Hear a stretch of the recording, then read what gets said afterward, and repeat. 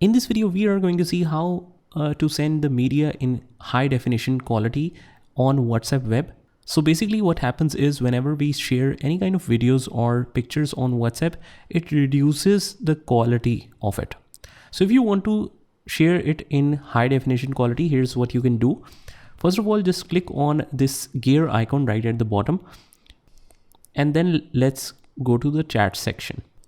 And from here in the chat settings area, just click on the media upload quality.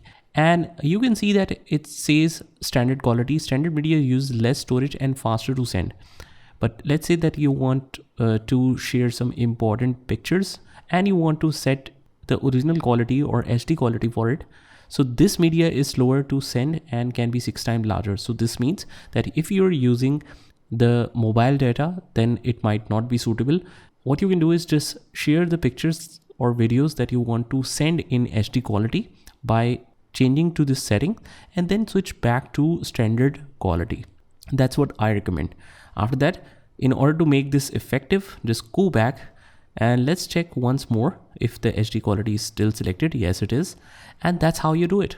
I hope you found this video helpful, and if you did, hit the like button and subscribe to our channel, and I will see you in the next one.